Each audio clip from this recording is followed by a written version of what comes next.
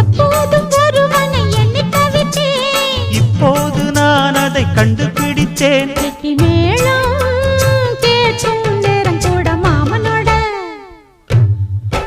இந்த மாமனோட மனசு மல்லியப்பு போலே பொன்னானது.